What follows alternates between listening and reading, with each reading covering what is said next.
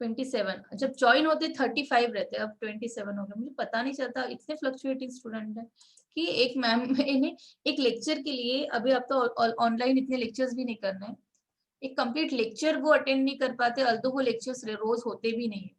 ठीक है, कहाँ पे सिंसियरिटी है? नीट नीट देना है इन बंदों को, देखो जरा क्या खाक हो पाएगा नीट।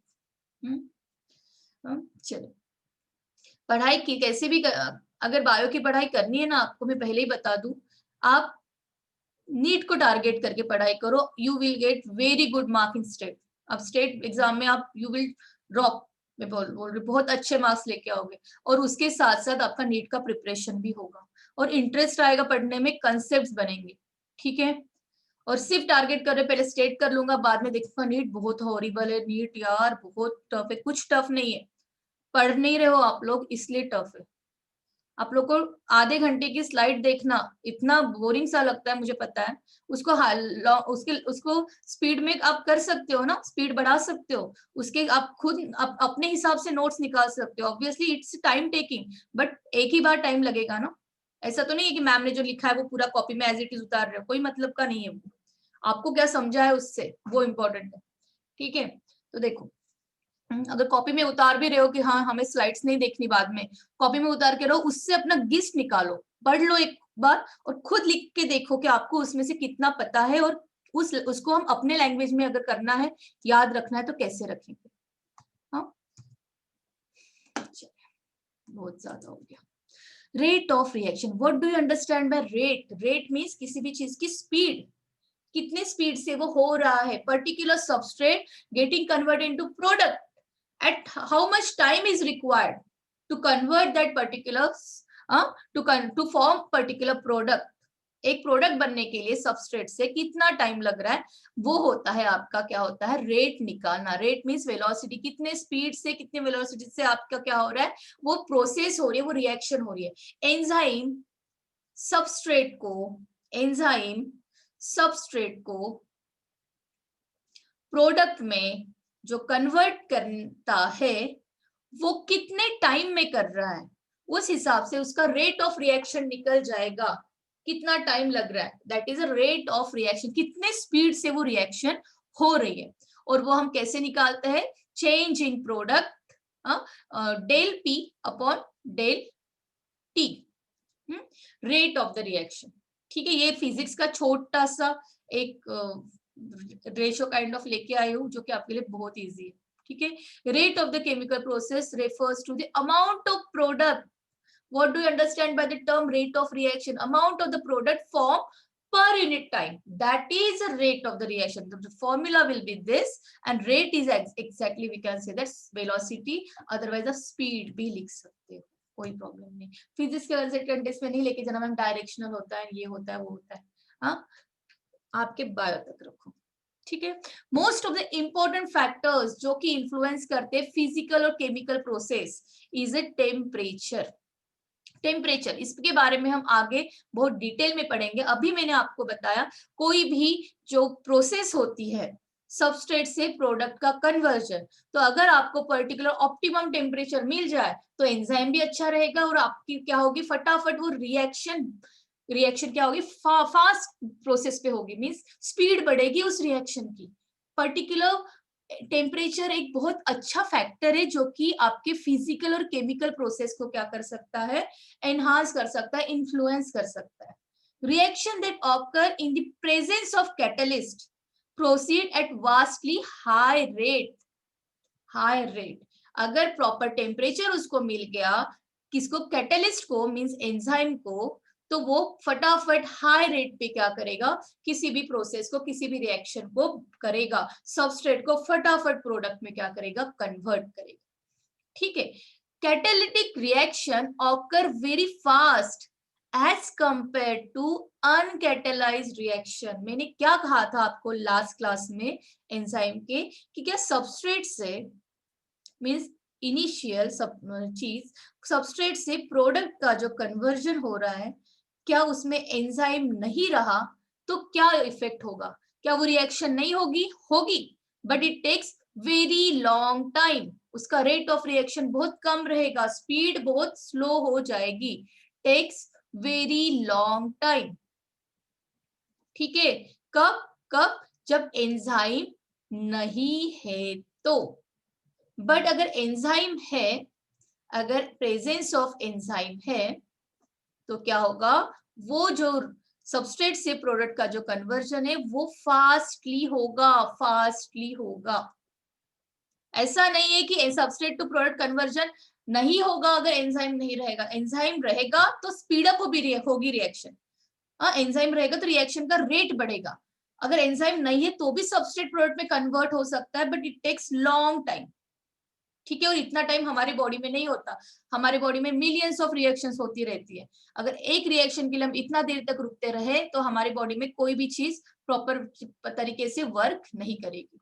ठीक है, मींस मुझे ये कहना है, अगर कोई एंजाइम अब्सेंट रहता है, for example carbonic anhydrase enzyme, जिसमें कि CO2 और वाटर ये एज अ सबस्ट्रेट यूज होते हैं, इन the presence of this enzyme वो किस में कन्वर्ट हो जाते हैं? कार्बोनेट में, हाँ, H2CO3 में। ठीक है, कार्बोनिक एसिड में हम कह सकते हैं H2CO3 कार्बोनिक एसिड। ठीक है, कार्बोनिक एसिड में इसको आप ऐसे भी लिख सकते हैं HCO3- आयोनिक फॉर्म में हम ऐसे भी लिखते हैं H2CO3 कार्बोनिक एसिड। अगर एंजाइम कार्बोनिक एनहाइड्रेस अब्सेंट हो जाता है तो क्या ये रिएक्शन नहीं होगी? होगी, बट ये बहुत स्लो हो जाएगी। 200 मॉलिक्यूल्स ऑफ H2CO3 एक घंटे में बनाएगी। ठीक है, यानी ये प्रोडक्ट जो मिल रहा है हमें 1 घंटा लग रहा है तो जाके हमें 200 मॉलिक्यूल्स, बहुत सारे CO2 मॉलिक्यूल्स 200 कन्वर्ट होके कितने में क्या बनाया उन्होंने? Carbonic acid. कितने बनाए? सिर्फ 200 मॉलिक्यूल एक घंटे में। बट अगर कार्बोनिक अनहाइड्रेस प्रेजेंट हो जाता है तो रिएक्शन का रेट कितना स्पीड अप होगा? बहुत ड्रामेटिकली स्पीड अप होगा। और देखो जरा, 6 lakhs ऑफ मॉलिक्यूल्स बनाएगा। कहाँ रहा 200 मॉलिक्यूल SCO3 और कहाँ रहा 6 lakhs? मीन्स यहाँ पे प्रोडक्ट देखो कितना फास्टली फॉर्म हो रहा है, कितना ज्यादा। तो this is a speciality of enzyme. Enzyme होने से रेट ऑफ रिएक्शन बढ़ता है। ऐसा नहीं है कि सबस्ट्रेट प्रोडक्ट में कन्वर्ट ही नहीं होगा, होगा बट बहुत टाइम लगेगा। ठीक हम मल्टी स्टेप केमिकल रिएक्शन। आपको स्क्रीन विजिबल हो रही है? Is this screen visible to you? Because बीच में येलो कलर आया था यहाँ पे। यस और no? Am I audible, visible, everything is फटाफट चकाचक? बताए जरा। ठीक, ओके फाइन। चलिए, मल्टी स्टेप रिएक्शन। अब मल्टी स्टेप की बात करते हैं। मैंने आपको कहा ना कि हमारे बॉडी में बहुत ज्यादा रिएक्शंस होती रहती, there are millions of reactions अगर हम बात करें तो। हाँ, एक ग्लूकोज। अब आज मैं आपको बहुत अच्छी सी एक चीज बताऊंगी कि आपको क्या लगता है हमारे बॉडी में। कोमल, क्या हो गया बेटा? कोमल, कितना ज्यादा फ्लक्चुएशन है आपके इंटरनेट का, कैसे पढ़ोगे बेटा? बताए जरा। हाँ, कोमल मैम को तो रिकॉर्डिंग डालने के लिए भी थोड़ा सा लेट डालती है, कैसे करोगे? देखो जरा इंटरनेट का, कहाँ, कौन से गांव में तो नहीं बैठे हो आप? कार्टून में तो नेटवर्क आ जाना चाहिए आई गेस। अब मैं आपको अभी मल्टी स्टेप प्रोसेस बता रही हूँ। मल्टी स्टेप प्रोसेस यानी कि कभी सिर्फ ये जो मैंने अभी आपको बताया, ये जो कौन सा, ये वाला कार्बोनिक अनहाइड्रेज एंजाइम के लिए ये सिंगल स्टेप प्रोसेस था।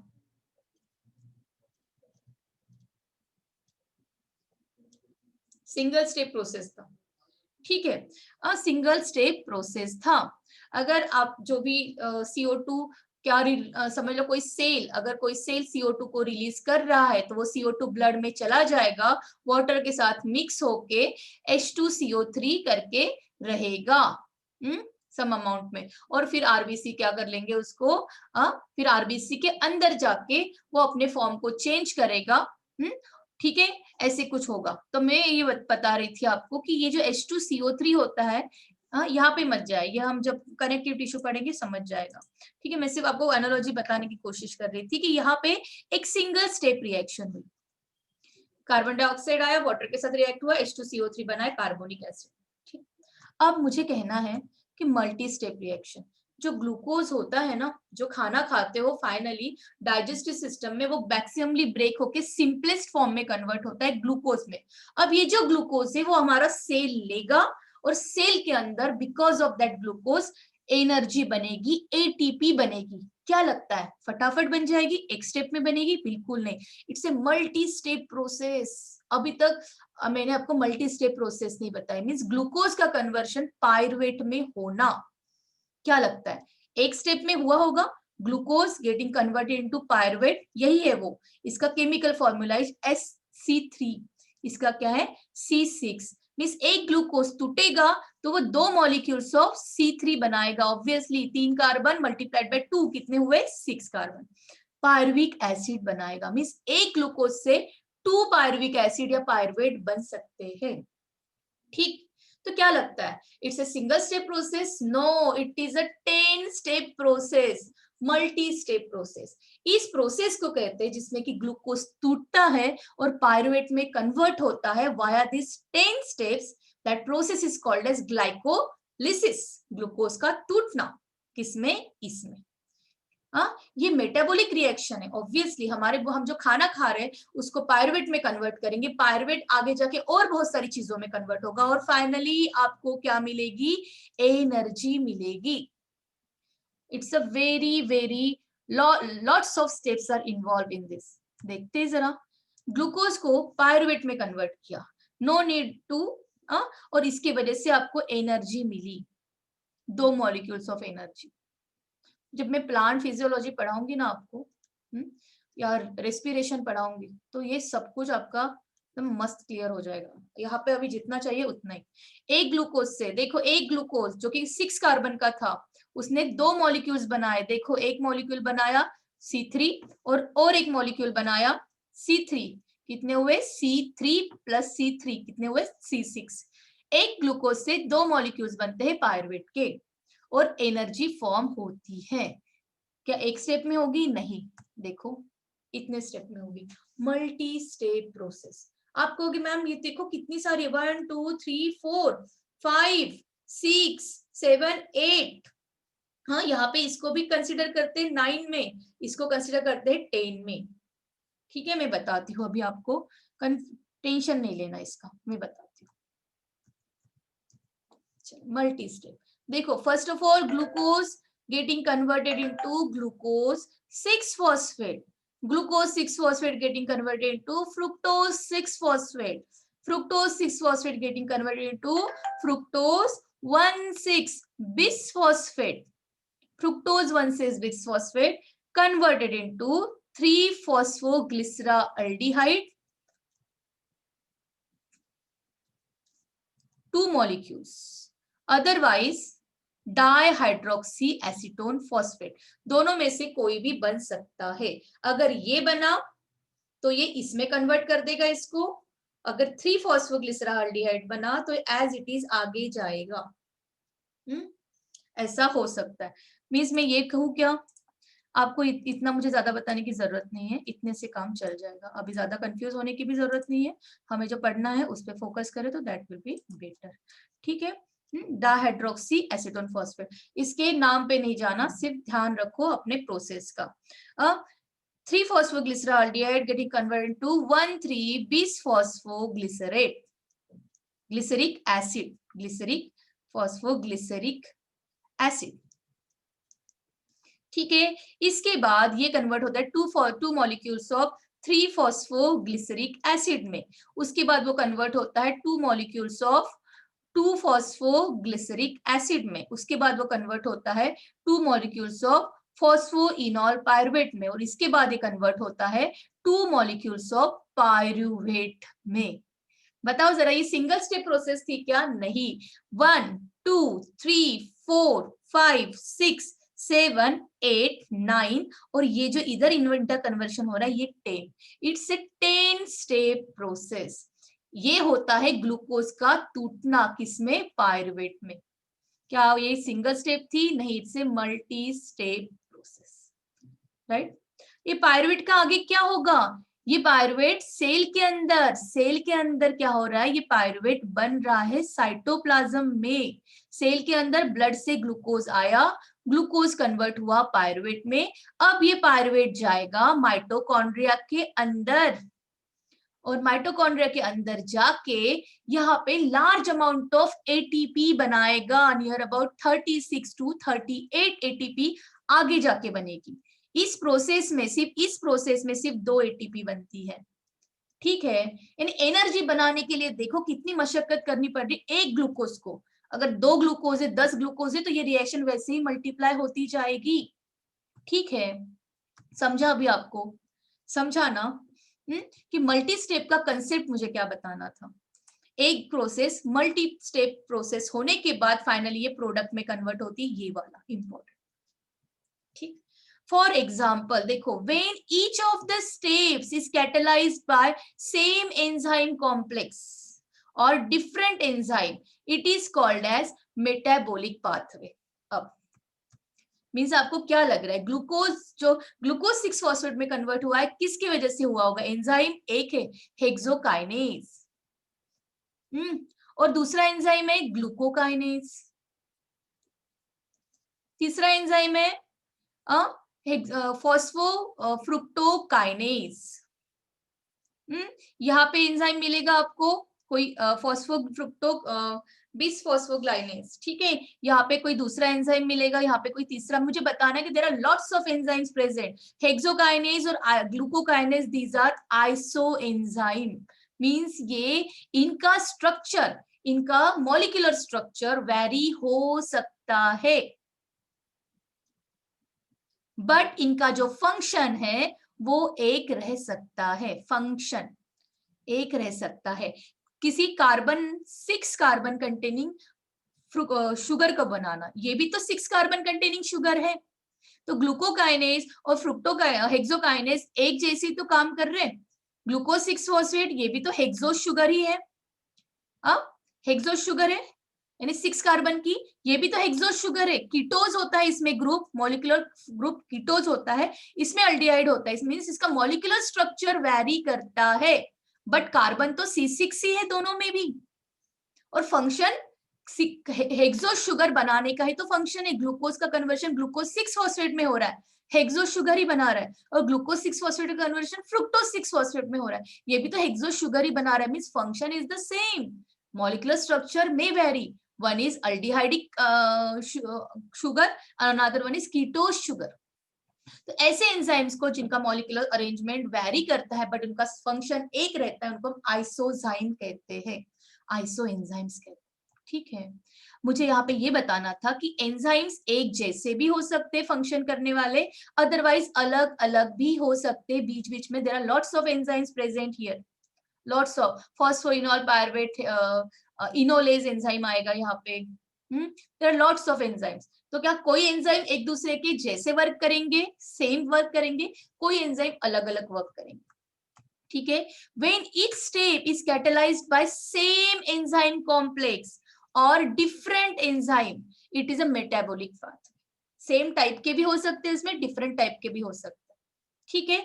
एग्जाम्पल देखो ग्लाइकोलाइसिस का, ये मेटाबॉलिक पाथवे है जिसमें कि ग्लूकोज कन्वर्ट होता है, 1 molecule of glucose converted into 2 molecules of pyruvic acid through 10 different, देखो 10 डिफरेंट एंजाइम्स, 10 स्टेप से हर बार अलग अलग एंजाइम्स आ रहा है। सम आर आइसोजाइम्स पर maximally rest other are different one, ठीक है। तो यहाँ पे मैंने ये मेटाबॉलिक प्रोसेस लिखी है। With 1 or 2 additional reactions gives rise to variety of the end product of different condition। No need to, कोई भी इसका मतलब नहीं है, कोई फालतू का है दिया है कंसेप्ट के लिए, कोई भी इंपॉर्टेंट नहीं, ठीक हो गया। ये समझ गया आपको मल्टी स्टेप। आगे चले, स्ट्रक्चर ऑफ एंजाइम पे चले। स्ट्रक्चर ऑफ एंजाइम्स क्या होता है, यहां तक क्लियर? आगे चलू, अभी तक मैंने आपको सिर्फ रेट ऑफ रिएक्शन बताया, अभी तक मैंने आपको ऑर्गेनिक और इनऑर्गेनिक कैटलिस्ट बताए जो कि बॉडी के अंदर और बॉडी के बाहर जो अलग अलग होते हैं वो मैंने अभी तक आपको ऑर्गेनिक और इनऑर्गेनिक रिएक्शन बताई, किसमें कार्बन यूज होते रहते हैं सब्सटेंस और किसी किसी में कार्बन कंटेनिंग सब्सटेंस नहीं रहते, ठीक है। अब इसके बाद मैंने आपको बताया single step reaction and multi step reaction. मैंने अभी तक तो आपको यही बताया, इसके ऊपर तो मैंने कुछ नहीं बताया। आगे मैंने कैटलिस्ट, ठीक इतना ही बताया मैंने। ठीक है, क्लियर है यहाँ तक? ये स्ट्रक्चर ऑफ एंजाइम पे चले। एंजाइम की कोई क्लियर नहीं कह रहा है, सब सो गए लगता है, सब सो गए, मैम को भी सो जाना चाहिए। हाँ, सब बच्चे नींद में है, उठ जाओ। अरे उठ गए क्या? बंद करना है, बताए जल्दी। हाँ, भूमिका इज देयर टुडे? अरे क्या हो गया, मुझे आपके मैसेजेस नहीं दिख रहे। यस, चलो एक, मुझे लगता है गिरीश छोड़ के सब देखो, अब एक के पीछे एक। चलो अब तक का क्लियर, आगे चले। स्ट्रक्चर ऑफ एंजाइम, अब एंजाइम की स्ट्रक्चर को देखते हैं। एक्टिव साइट जो पॉकेट की हमने बात की थी, वो एक्टिव साइट को देखना है। एक्टिव साइट जो एंजाइम का होता है, ये ऐसा रीजन होता है that binds to the substrate, cofactor, prosthetic group and contain a residue that helps to hold substrate। Means मुझे ये कहना है कि हमारा जो एक कंसेप्ट बना है अभी तक मैडम, कि जो एंजाइम होता है उसके एक्टिव साइट पे मैडम सिर्फ सबस्ट्रेट बाइंड करता है। That is true, but that is just a partial truth. Substrate के साथ साथ एंजाइम के एक्टिव साइट पे कोई कोफैक्टर आके बाइंड कर सकता है, कोई प्रोस्थेटिक ग्रुप आके बाइंड कर सकता है, कोई मेटल आयंस भी आके बाइंड कर सकता है, अलग अलग चीजें आके बाइंड करती हैं एक्टिव साइट पे। सबस्ट्रेट का बाइंडिंग तो मस्ट है, पर उसके साथ साथ उसको हेल्प करने वाले दूसरे चीजें भी आके बाइंड होगी। ठीक है, इस पॉइंट को बहुत इंपॉर्टेंटली याद रखें। Active site generally occupies less than 5% of total surface area. 5% से भी कम एरिया एंजाइम अगर ऐसा कुछ ग्लोबुलर स्ट्रक्चर है एंजाइम का, तो इस एंजाइम के ग्लोबुलर स्ट्रक्चर में एक्टिव साइट 5% जगह कवर करता है। इट्स लीस्ट इंपॉर्टेंट, कोई जरूरत नहीं याद रखने की। एक्टिव साइट का पर्टिकुलर शेप होता है due to tertiary structure, because tertiary structure कैसे बनता है, lots of folding is there are lots of bonds are involve. एक ग्लोबुलर, एक कंडेंस, एक 3 डायमेंशनल स्ट्रक्चर है। एक हर किसी एंजाइम का जो एक्टिव साइट रहेगी उसका स्पेसिफिक शेप रहेगा according to that enzymes tertiary structure. Enzyme का जो टर्शरी स्ट्रक्चर, किसी का साइट ऐसे रहेगा, किसी का साइट अलग अलग एंजाइम्स का अलग अलग रहेगा, अलग अलग एक्टिव साइट का शेप हो सकता है, स्पेसिफिक शेप होता है हर किसी एक्टिव साइट ऑफ एंजाइम का। A change in the shape of the protein affects the shape of active site। अगर कोई प्रोटीन का शेप चेंज हो गया तो ऑब्वियसली वो, अगर कोई एंजाइम समझ लो इसमें कोई कन्फर्मेशनल चेंजेस आ गए। कन्फर्मेशनल चेंजेस मींस कोई सबस्ट्रेट आके बाइंड हुआ यहाँ पे, और सबस्ट्रेट आके बाइंड होने की वजह से उसमें कोई उसका जो स्ट्रक्चर था वो थोड़ा सा अलग हो गया। जैसे हमारे घर में कोई लोग आ जाते हैं तो हमारा बिहेवियर कैसे थोड़ा चेंज हो जाता है। चेंज इन द सेंस हम घर में चिल्लाते हैं, कैसे भी बातें करते हैं, कैसे भी मजे में रहते हैं, फिर हम साइलेंट हो जाते हैं एकदम, है ना, अच्छे। वैसे ही एंजाइम भी अपना मस्त रहता है अपने शेप में, बट जब कभी कोई सबस्ट्रेट आके उसको बाइंड करता है, सम कन्फर्मेशनल चेंजेस इन्वॉल्व, जो सो दैट कि वो उस सबस्ट्रेट को अब पहले से अच्छे से और ज्यादा क्या कर पाए, होल्ड कर पाए, अच्छे से उसको पकड़ के रख पाए। तो उसका shape after attach with substrate change हो सकता है, उसको कहते हैं हम conformational changes in shape. Change in the shape of protein affects the shape of active site। Obviously अगर वो एंजाइम का शेप चेंज होगा कन्फर्मेशन, तो उसके जो साइट बनी थी ये साइट का भी तो शेप चेंज होगा, और जिसकी वजह से होल्डिंग पावर, सबस्ट्रेट को बाइंड करने का जो पावर है और अच्छे से हो जाएगा। कोई लोग आपके घर में तो चले आते, कहते ना, हाँ यहाँ पे आना, यहाँ पे अब आते तो अपने मर्जी से हो, पर जाते हो तो मेरी मर्जी से जाओगे नहीं, ऐसे कोई मूवीज के डायलॉग होते हैं। वैसे ही एक बार तो सबस्ट्रेट आके बाइंड हो गया बट उसको आने के बाद एंजाइम ने अपना शेप ऐसे कुछ कन्फर्मेशनल शेप चेंज कर दिया कि उसको पहले से और ज्यादा अच्छी तरीके से उसने होल्ड कर दिया। अब वो उसको छोड़ के कहीं नहीं जाएगा। किसी का माइक अनम्यूट है, प्लीज म्यूट योर माइक। ठीक, चलिए अब एक्टिव साइट की बात करते हैं। अब तक तो सिर्फ इतना पता था कि अरे सबस्ट्रेट बाइंड होता है, पर एक्टिव साइट भी तो दो टाइप की होती है। अगर कोई एंजाइम है तो एक एंजाइम में पर्टिकुलर कोई साइट रहेगी, एक और कोई एक साइट रहेगी। दोनों साइट को कंबाइंडली हम क्या कहेंगे? Active site. Active site. But कोई एक साइट, जाने दो यहां पे नहीं दिखेगा, बट कोई एक साइट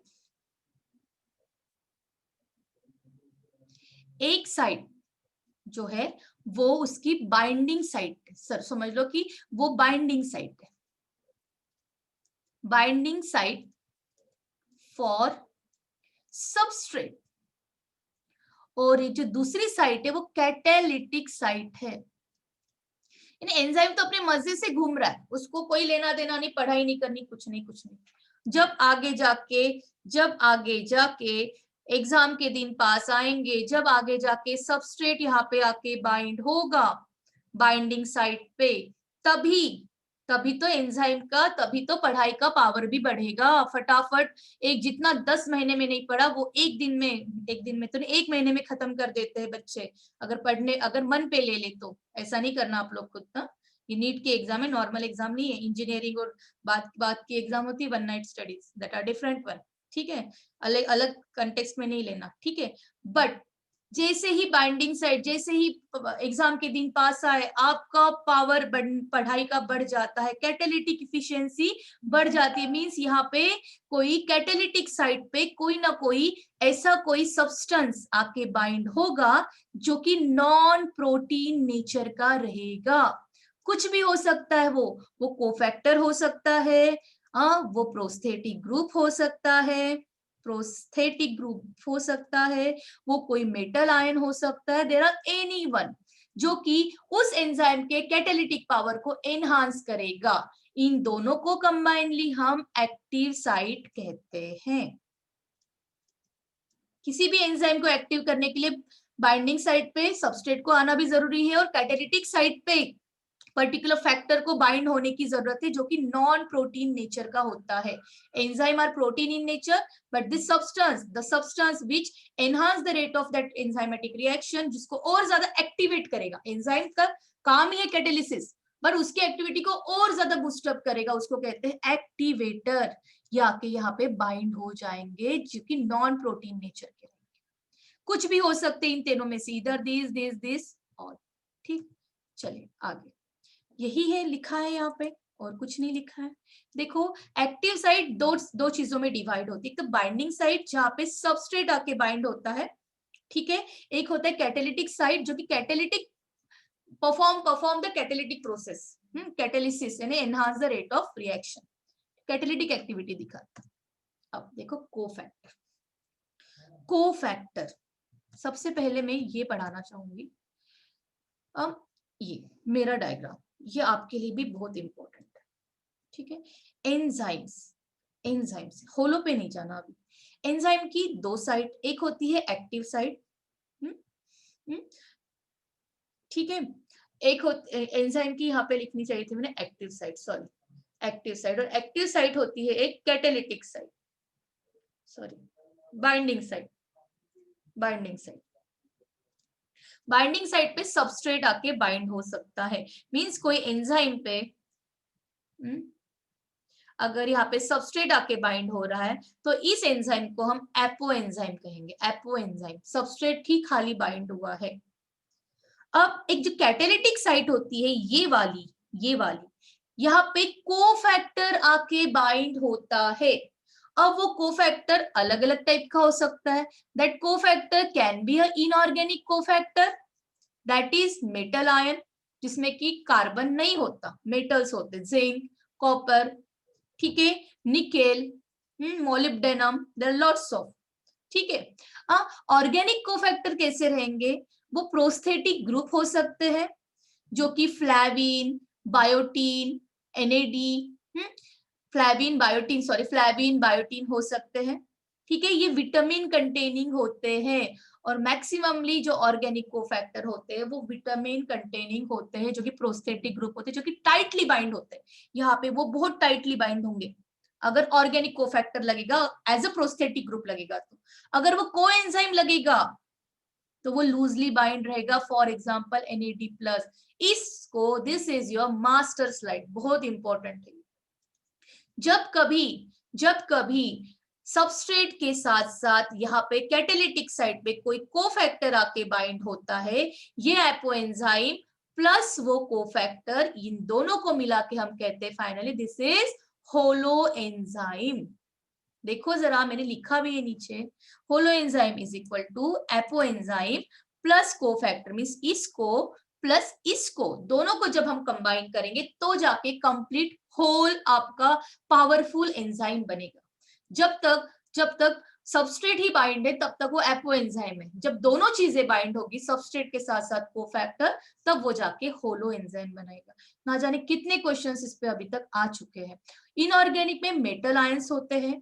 ऑर्गेनिक कोफैक्टर आगे जाके फिर से दो चीजों में सब डिवाइडेड होता है। एक होता है प्रोस्थेटिक ग्रुप जो कि टाइटली बाउंड करता है, कैटेलिटिक साइड पे अच्छे से बाउंड करता है, वो निकलेगा नहीं एक बार बाइंड हो गया तो। जनरली फ्लैविन होते हैं, बायोटीन होते हैं। ये मैक्सिममली बायोटीन, फ्लैविन अपने विटामिन बी कॉम्प्लेक्स में पढ़ा होगा। ये क्या है, आपके विटामिन होते हैं। अगर कोई चीज ऑर्गेनिक कोफैक्टर में अगर लूजली बाइंड है तो समझ लेना वो कोएंजाइम है, दैट इज NAD+। एक एग्जांपल मैंने आपको दिया, ठीक है। अब मुझे इस पे क्वेश्चंस कराने थे। देखो, कोफैक्टर, कोई कोफैक्टर ऑर्गेनिक हो सकते, जैसे मैंने कहा प्रोस्थेटिक ग्रुप, जिसमें कि हमने बात की टाइटली बाउंड कौन से होते हैं, जनरली विटामिन होते हैं, बायोटीन, फ्लैविन, बात की अभी। अदरवाइज ऑर्गेनिक की बात कर रही हूं मैं, ऑर्गेनिक कोफैक्टर में यहाँ पे आ सकता है कोएंजाइम जो कि लूजली बाइंड होता है, जिसमें आते हैं आपके NAD+, निकोटिनामाइड, एडेनोसिन डाइन्यूक्लियोटाइड। ठीक है, इनऑर्गेनिक जो होते हैं उसमें सिर्फ मेटल आयंस आते हैं, ठीक है, और कुछ नहीं। ये एक्टिव साइट ही होती है, जहां पे एक्टिव साइट का दो वर्जन होते हैं, एक होता है बाइंडिंग वर्जन, एक होता है कैटेलिटिक वर्जन। यहाँ पे आके कोफैक्टर बाइंड, ठीक। इनऑर्गेनिक मैंने बता दिया, ये एंजाइम्स एग्जांपल्स को याद रखो हर बार। यहाँ पे metal ion, these are the inorganic molecules required for proper activity of enzyme. किसी किसी एंजाइम्स को इनऑर्गेनिक कोफैक्टर चाहिए, for example metal ions. Carbonic anhydrase enzyme, अभी तो पढ़ा हमने कार्बोनिक एनहाइड्रेज एंजाइम सी, ये वाला। यहाँ पे इसको जिंक की जरूरत होती है, जिंक मॉलिक्यूल्स की जरूरत होती है। अगर जिंक नहीं मिलेगा तो ये एंजाइम क्या नहीं करेगा, मींस इस एंजाइम का देखो कि अगर उसका एक्टिव साइट है तो यहाँ पे CO2 आके बाइंड होगा, और ये अगर उसका कैटेलिटिक साइट है तो यहाँ पे क्या आके बाइंड होगा, जिंक। और ये एंजाइम का नाम क्या है, कार्बोनिक एनहाइड्रेज। समझा क्या अभी आपको? तो जाके फाइनली ये क्या होगा, कन्वर्ट करेगा किसमें, H2CO3 में प्रोडक्ट को। ठीक है, ये होता है इनऑर्गेनिक फैक्टर्स, कोफैक्टर्स, ठीक, जहां पे मेटल्स की बात की हमने। ऑर्गेनिक में जैसे कि hexokinase means glucose getting converted into glucose 6 phosphate, यहाँ पे बीच में एक एंजाइम आता है हेक्सोकाइनेज।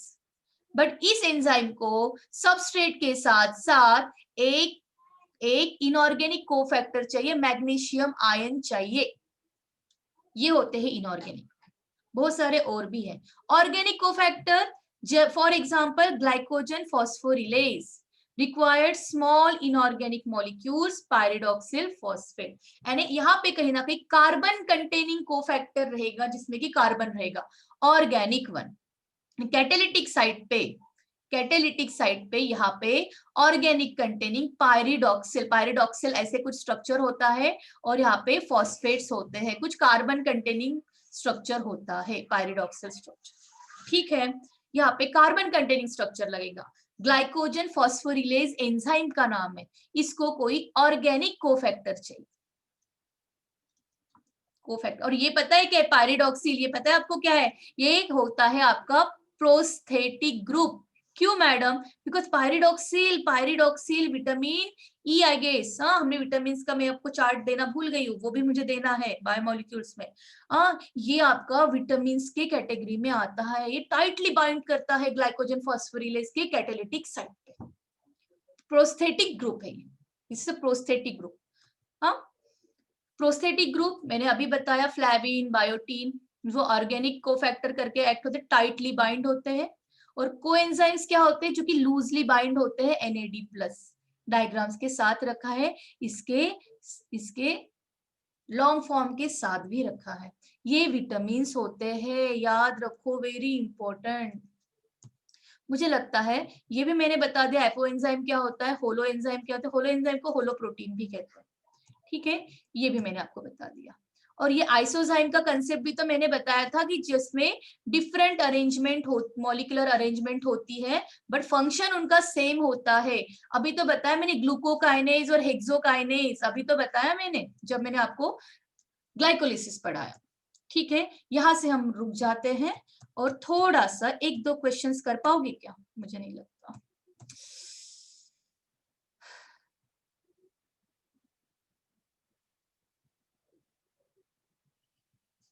मैंने कुछ अलग पढ़ाया क्या आपको, 1 minute, wait wait wait wait, I guess आज नहीं होता, कुछ है इसमें corrections, I need to correct it. क्या होगा? सिंपल सा आंसर है, बताओ जरा, आप अभी पढ़ाया मैंने आपको। Tell me, less than 1 minute की ज्यादा है, थोड़ा सा बता दो, आंसर बता दो, 2 क्वेश्चंस तो कर लेते हैं एटलीस्ट।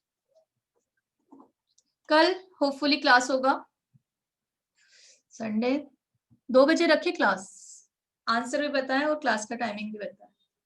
2 बजे, 2 से 3 खत्म कर देंगे क्लास को। आपके गेस्ट लेक्चर है कल मॉर्निंग में, कितने बजे फ्री हो आप बताएं जरा, शाम को थोड़ा फ्री रहना चाहती हूँ, और 11 बजे तक मेरी खुद की पढ़ाई होती है, तो मुझे बताया।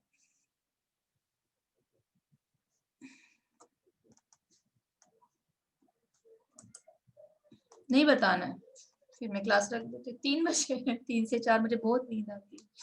3 बजे प्रशंसा। हाँ Tilak, isozyme is the correct answer. Molecular arrangement vary हो रही है बट सिमिलर फंक्शन है, ग्लूकोकाइनेज और हेक्स। नहीं मैम, आंसर बताया बताया, okay okay okay okay okay okay. Timing भी बता दे बच्चों। What is true? अरे ये क्वेश्चन ना 3 बार आ चुका है, 3 बार अलग अलग करके,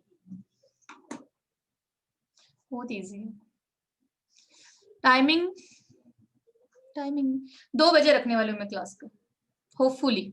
अगर रखनी है तो 2 बजे, नहीं तो क्लास नहीं होगी, ठीक है।